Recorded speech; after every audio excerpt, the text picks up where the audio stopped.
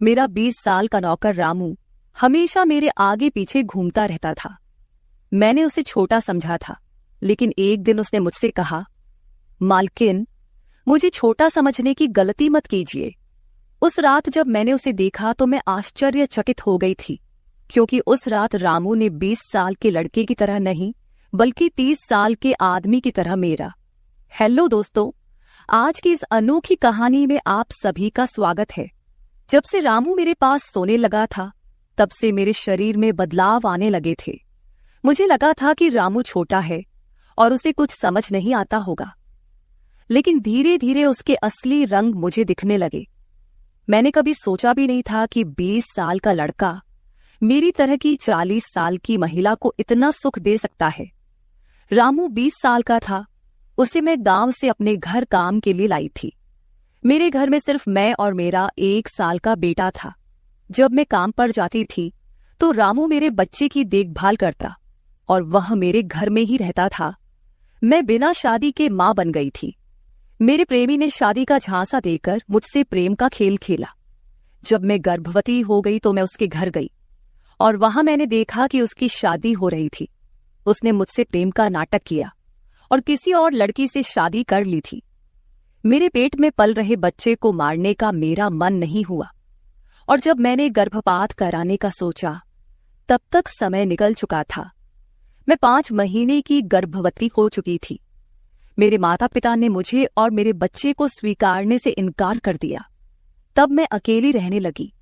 कई महीने पहले मैं अपने गांव गई थी, अपने दादा के 100वें जन्मदिन के लिए। मेरे दादा ने मुझे जन्मदिन का निमंत्रण भेजा था और इसलिए मैं गांव गई थी। मेरे बेटे को वहां सिर्फ मेरे दादा ने ही प्यार से गोद में लिया था।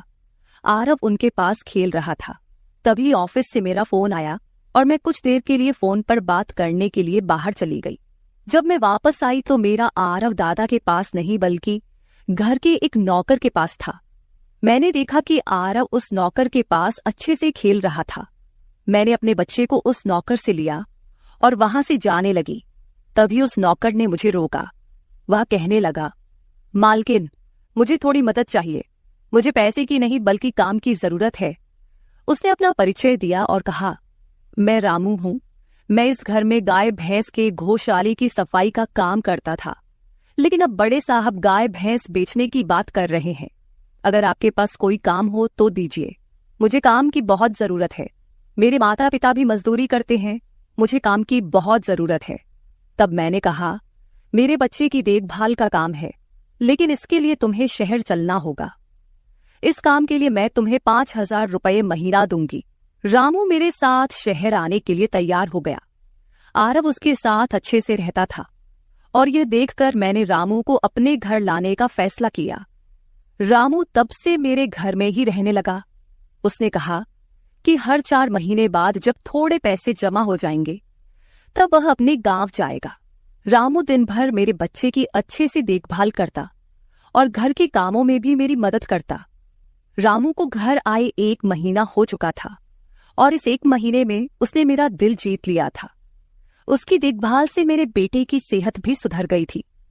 जो आरव मुझे परेशान करता था, अब वह रामू के हाथों से अच्छे से खाना खाता था। मैंने रामू को एक अलग कमरा दिया था। एक दिन रात में आरव बहुत रोने लगा। किसी भी तरह से वह शांत नहीं हो रहा था। बच्चे के रोने की आवाज सुनकर रामू मेरे कमरे में आया और उसने आरव को मुझसे ले लिया। रामू के पास जाते ही आरव शांत हो गया था। रात बहुत हो चुकी थी। आरव रामू को छोड़ नहीं रहा था, तो मैंने रामू को अपने कमरे में ही सोने के लिए कह दिया।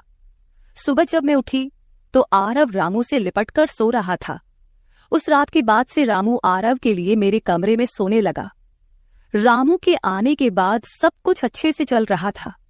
रामू के काम से खुश होकर छुट्टी के दिन मैं उसे मॉल लेकर गई। वहां मैंने उसके लिए अच्छे कपड़े खरीदे और सैलून में जाकर उसकी नई हेयर स्टाइल बनवाई। रामू देखने में अच्छा था, लेकिन वह एकदम साधारण तरीके से रहता था। उस दिन मैंने उसका पूरा लुक ही बदल दिया था। उसे नए अंदाज में देखकर मैं भी उस पर विश्वास नहीं कर पा रही थी। कल तक जो एक साधारण सा नौकर था, वह इतना हैंडसम और स्मार्ट दिख सकता है, इसकी मैंने कल्पना भी नहीं की थी। मॉल से हम घर आए तो आरव आते ही सो गया था। मैंने उसे कमरे में बिस्तर पर सुला दिया और पानी पीने के लिए बाहर जाने लगी। तभी रामू मेरे लिए पानी लेकर आया। पानी पीकर मैंने गिलास रखा और रामू मुझे तब से ही एकटक देख रहा था। जैसे ही मैंने गिलास रखा उसने मुझे गले लगा लिया। कई सालों बाद किसी पुरुष ने मुझे गले लगाया था। मैंने उसे खुद से दूर किया। तब रामू ने कहा, मालकिन, आपकी वजह से आज पहली बार मैंने खुद से प्यार करना सीखा है। जिंदगी बहुत खूबसूरत है, बस इसे जीना आना चाहिए। आज आपने मेरा कायाकल्प करवा कर मुझ पर बहुत बड़ा उपकार किया है। मैं सच में बहुत अच्छा दिख रहा हूँ। रामू के चेहरे पर खुशी देखकर मैं भी खुश थी। अगले दिन से वह बहुत स्वच्छ और सलीके से रहने लगा था। वह 20 साल का था, लेकिन गांव का लड़का होने के कारण उसकी कद काठी अच्छी थी। वह घर में भी रोजाना कसरत करता था। उसकी लंबाई भी ठीक ठाक थी। मैंने उससे उसकी पढ़ाई के बारे में पूछा था, लेकिन उसने कहा कि अब उसका पढ़ाई से मन उठ गया है। हर सुबह ऑफिस जाने से पहले मैं अपने बच्चे को दुलार कर ऑफिस के लिए निकलती थी। आज जब मैं ऑफिस के लिए निकलने से पहले आरव को चूमने गई, तब वह रामू की गोद में था। अचानक आरव ने अपनी गर्दन घुमाई और मेरे होंठ रामू के गाल पर जा लगे। मुझे बहुत शर्मिंदगी महसूस हुई। मैंने उससे माफी मांगी और ऑफिस के लिए निकल गई। शाम को जब मैं घर आई, तब भी मैं रामू की आंखों में नजर नहीं मिला पा रही थी। रामू ने आरव को खाना खिलाकर सुला दिया था। फिर हम दोनों ने साथ में खाना खाया। खाना खत्म करने के बाद मैं अपने कमरे में गई। वहां मैं अपनी दवाइयां ले रही थी। मुझे माइग्रेन की समस्या थी, उसी की दवा मैं ले रही थी। दवा लेने के बाद भी मेरा सिर बहुत दर्द कर रहा था। मैं अपने कमरे में सिर पकड़कर बैठी हुई थी। कुछ देर बाद रामू कमरे में आया। मुझे इस हाल में देखकर उसने पूछा कि क्या हुआ। जैसे ही उसे पता चला कि मेरा सिर दर्द कर रहा है, उसने मेरे सिर की मालिश शुरू कर दी। रामू की मालिश से मुझे आराम मिल रहा था। धीरे धीरे मुझे गहरी नींद आने लगी। उस रात मुझे बहुत अच्छी नींद आई थी। अगले दिन हमारे ऑफिस में ट्रेडिशनल डे का फंक्शन था और इसके लिए मैंने गुजराती लुक अपनाने का फैसला किया। मैंने घाघरा पहन लिया था, लेकिन स्कर्ट का नॉट बांधने में मुझे दिक्कत हो रही थी। तब मैंने रामू को कमरे में बुलाया और उससे नॉट बांधने को कहा। नॉट बांधते समय उसका हाथ मेरी खुली पीठ पर से गुजर रहा था। मैंने उसे छोटा समझा था, इसलिए मैंने उसे यह काम करने के लिए कहा था। मेरे पास और कोई विकल्प भी नहीं था। तैयार होकर जब मैं जाने लगी तो रामू ने मुझे रोका और अंदर से काजल लेकर आया। उसने मेरे कान के पीछे काजल लगाया और कहा, मालकिन, अब आपको किसी की नजर नहीं लगेगी। आप बहुत सुंदर लग रही हैं। उसकी बात सुनकर मैं हंसी और चलने लगी। उस दिन शाम को जब मैं घर आई तो मेरे साथ मेरी एक सहेली और उसका प्रेमी भी आया। रामू ने आज बहुत अच्छा खाना बनाया था। मेरी सहेली प्रिया 4-5 दिन मेरे घर रुकने वाली थी। अगले 3 दिन उसका प्रेमी भी मेरे घर पर था। अगले दिन रात को रामू ने खाना बनाया और प्रिया और उसके प्रेमी को खाने के लिए बुलाया, लेकिन वे दोनों कमरे में ही ड्रिंक कर रहे थे। प्रिया तो बहुत ज्यादा पी चुकी थी। वह खाना खाए बिना ही सो गई। उसका प्रेमी रोहन हमारे साथ खाना खाने बैठा। उसने कहा, प्राची, तुम प्रिया से भी ज्यादा सुंदर हो। रोहन के बोलते ही रामू उसे गुस्से से देख रहा था। खाना खत्म करने के बाद रोहन अपने कमरे में चला गया। उसके जाते ही रामू मुझसे कहने लगा, मालकिन, आपके ये कैसे दोस्त हैं? मुझे उस आदमी की बात बिल्कुल भी अच्छी नहीं लगी। तब मैंने रामू से कहा, मैं तुझे घर के सदस्य की तरह मानती हूँ। इसका यह मतलब नहीं कि तू मेरे मेहमानों से कुछ भी कहे। तेरा काम है आए हुए मेहमानों की सेवा करना, इसलिए तू सिर्फ वही कर। बाकी मुझे कुछ सिखाने की जरूरत नहीं। रामू को डांट कर मैं अपने कमरे में चली गई। मैंने उसे डांट दिया था, फिर भी वह मेरे लिए पानी लेकर आया। तब मैंने अपनी दवा ली और पानी पीकर सो गई। आज रामू मेरे कमरे में सोने नहीं आया था, ऐसा मुझे लगा। लेकिन सुबह जब मेरी आंख खुली तो मैंने उसे अपने बगल में पाया। सुबह मेरी आंख खुली तो मेरे सामने प्रिया थी। वह बहुत गुस्से में लग रही थी। रामू को मेरे सामने लाया गया। उसके हाथ में प्रिया की ओढ़नी बंधी हुई थी। प्रिया ने कहा, तुम्हारे इस देहाती नौकर ने मेरे प्रेमी का हाथ तोड़ दिया है। रामू बस सिर हिलाता रहा और बोला, मालकिन, मैंने कुछ भी नहीं किया। रात को रोहन साहब नशे में थे, तभी उनका संतुलन बिगड़ गया होगा और वे गिर गए होंगे। रामू भला रोहन साहब पर हाथ क्यों उठाएगा? प्रिया अब भी नशे में लग रही थी, ऐसा मुझे लगा। रामू ने मेरे लिए उन दोनों से माफी मांगी। प्रिया और रोहन तभी वहां से चले गए। रामू मुझसे भी माफी मांगने लगा। मुझे पता था कि उसने कुछ नहीं किया था। आज मैंने छुट्टी ली थी क्योंकि कई दिनों से मैं बहुत व्यस्त थी। आज सोचा कि खुद के लिए थोड़ा समय निकालूं। नाश्ता करने के बाद मैं फिर से 1 घंटे के लिए सो गई। आरव भी मेरे साथ सो गया था। उठने के बाद मुझे 1 कप चाय की जरूरत महसूस हुई। मैं रामू को चाय बनाने के लिए पुकार रही थी, लेकिन उसकी तरफ से कोई जवाब नहीं आ रहा था।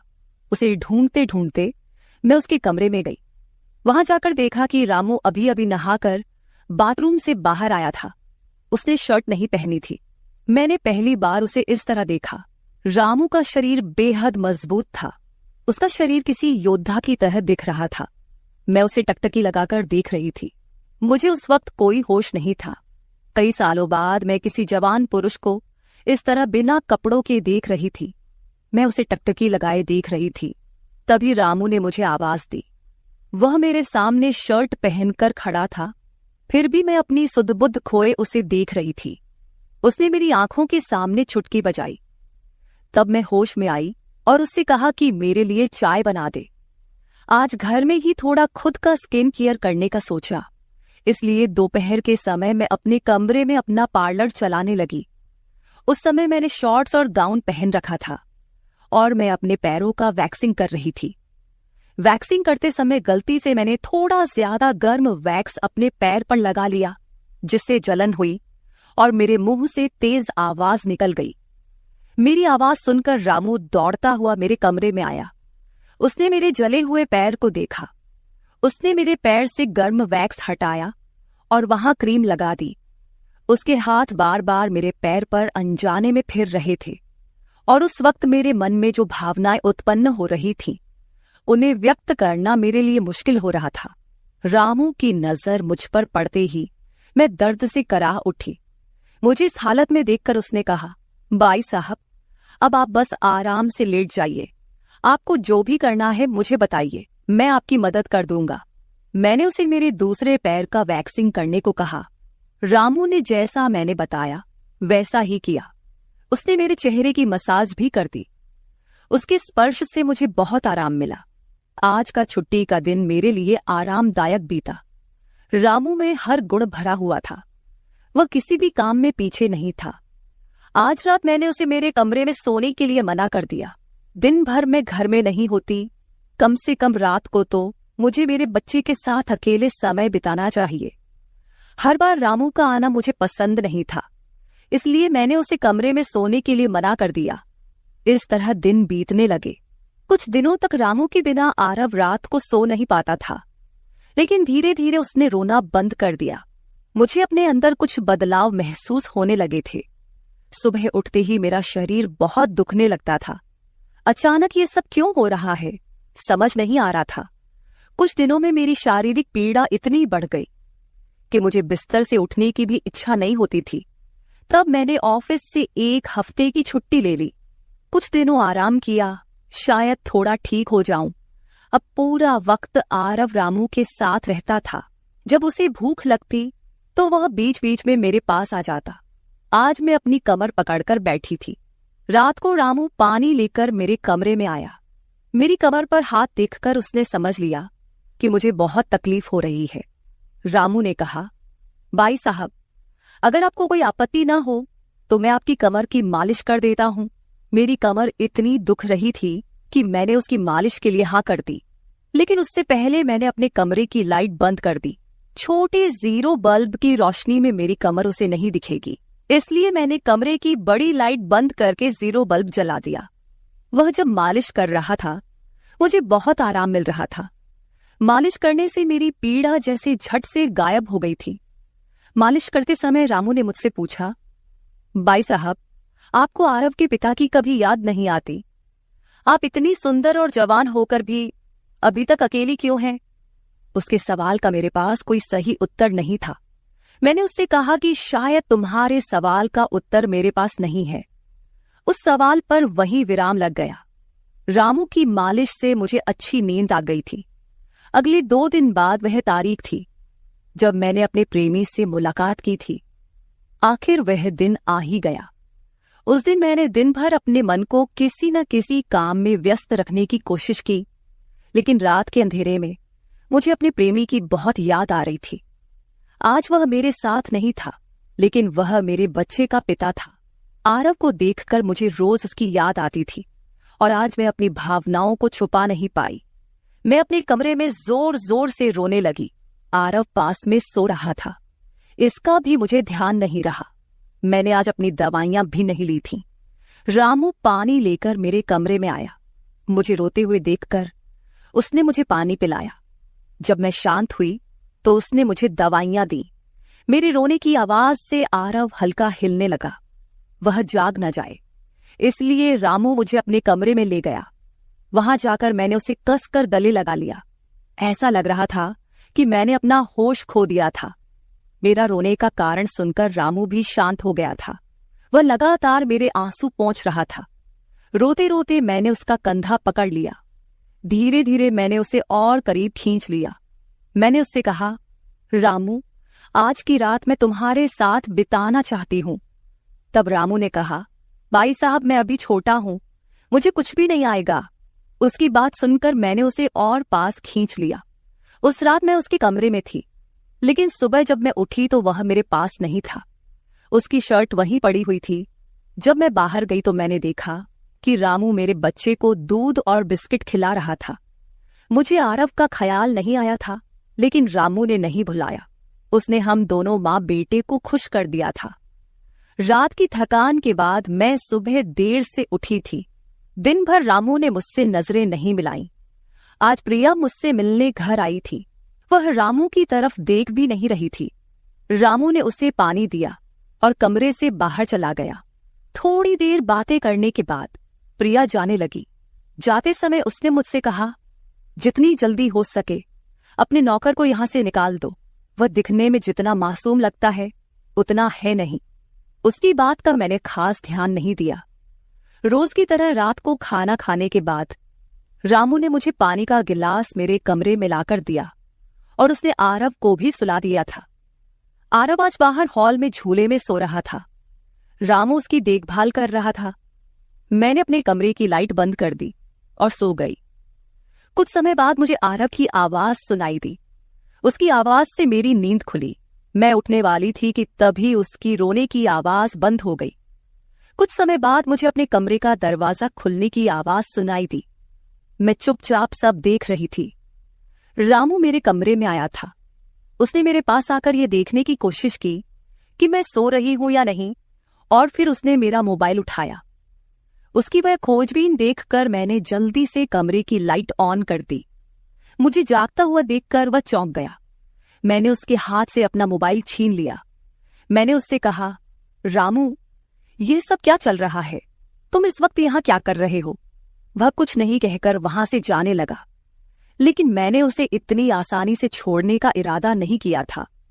मैंने उसे उसका वीडियो दिखाया जिसमें वह प्रिया के बॉयफ्रेंड पर हाथ उठा रहा था। उस दिन रोहन के मोबाइल का कैमरा गलती से चालू रह गया था और उसमें उनकी हाथापाई रिकॉर्ड हो गई थी। सुबह जब प्रिया मुझसे मिलने आई थी तब उसने मुझे वह वीडियो दिखाया था और तब से मैं रामू पर नजर रख रही थी। रामू, तुमने झूठ क्यों बोला? तुमने रोहन पर हाथ क्यों उठाया? तब उसने कहा, जो भी आप पर बुरी नजर डालेगा उसके साथ मैं यही करूंगा। मालकिन, उस रात जब रोहन नशे में था वो आपके कमरे में आया था। वो आपके साथ कुछ गलत करने की कोशिश कर रहा था और इसलिए मैंने उस पर हाथ उठाया। रामू की बात सुनकर मैंने कहा, ठीक है, मैं तुम्हारी बात मानती हूं, लेकिन तुम मुझे नींद की दवा क्यों दे रहे थे? आज मैंने तुम्हें मेरे पानी में दवा मिलाते हुए देखा है। तुम्हारी नजर मुझ पर थी और तुम जो चाहते थे वह मैंने तुम्हें दे दिया है। अब अपना हिसाब करो और गांव निकलो। मेरी बात सुनकर रामू बोला, मालकिन, आप जैसा सोच रही हैं वैसा कुछ भी नहीं हुआ है। कल रात मैंने आपके साथ कुछ भी गलत नहीं किया। मैंने आपके पानी में नींद की दवा मिलाई थी, जिससे आप मेरे पास आते ही सो गई थीं, और मुझे आपके साथ कुछ भी गलत नहीं करना था। कुछ दिन पहले मैंने आपको रात में फोन पर बात करते हुए देखा था। मैंने आपकी बातें सुनी थी। आप फिर से अपने उस प्रेमी से मिलने की तैयारी कर रही थी। आपकी मुलाकात आपके ही घर में तय हुई थी। मुझे यह सब पता था। आप उससे ना मिले, इसलिए मैं आपको रात में नींद की दवा दे रहा था। वह व्यक्ति अब भी आपको धोखा दे रहा है। वह आपसे झूठ बोल रहा है। वह आपके बच्चे को आपसे छीनने के लिए आपके करीब आ रहा है। उसकी पत्नी को बच्चा नहीं हो सकता, इसलिए वह आपके पास आ रहा है। उसने अपनी पत्नी को तलाक नहीं दिया है। वह आपसे झूठ बोल रहा है। रामू, तुम हो कौन? तुम्हें यह सारी जानकारी कैसे मिली? तब उसने कहा, आपके बाबा साहेब ने मुझे आपका फोटो दिखाया था। मुझे आप पहली नजर में ही अच्छी लगी थी, लेकिन बाबा साहेब ने यह भी कहा था कि आप शादी के खिलाफ हैं। तब मैंने उनके साथ मिलकर यह प्लान बनाया। आपके दिल में अपनी जगह बनाने के लिए मैं यहां आया था, लेकिन यहां आने के बाद मैंने देखा कि बहुत से लोग आप पर बुरी नजर रखते हैं, इसलिए मैंने आपकी सुरक्षा करनी शुरू कर दी। रामू 20 साल का नहीं था। मेरा पहला शक सही निकला। वह 30 साल का था और एक अच्छी नौकरी पर था। उसने मेरे प्यार के लिए इतनी मेहनत की थी। रामू ने मेरे प्रेमी के बारे में जो भी कहा था वह सब सच था। रामू ने मेरे प्रेमी की सारी जानकारी सही निकाली थी। रामू जैसा ईमानदार पति और मेरे बच्चे का पिता मिलना मेरे लिए बहुत बड़ी बात थी। मैं अपने प्रेमी के धोखे के जाल में फंसने से बच गई थी। आज मैं विक्रांत उर्फ रामू के साथ बहुत खुश हूं। वह मुझसे और मेरे बच्चे से बहुत प्यार करता है। मेरे बाबा साहिब की वजह से आज मेरा परिवार शुरू हुआ। मुझे रामू जैसा पति मिला, ये मेरा सौभाग्य था। दोस्तों, जो आपसे सच्चा प्यार करता है वह किसी भी कठिनाई में आपका साथ नहीं छोड़ता। रिश्ते निभाने वाले को किसी वजह की जरूरत नहीं होती, और रिश्ते तोड़ने वालों के लिए एक बहाना भी काफी होता है। तो दोस्तों, ये थी हमारी आज की छोटी सी कहानी। आपको ये कहानी कैसी लगी कमेंट करके जरूर बताएं। अगर आप ऐसी ही और भी इंटरेस्टिंग कहानियां सुनना चाहते हो तो चैनल को सब्सक्राइब जरूर कर ले और बेल नोटिफिकेशन ऑन कर ले, ताकि आपको मेरी आने वाली हर वीडियो समय से मिल सके। कल मिलेंगे एक और वीडियो के साथ। धन्यवाद।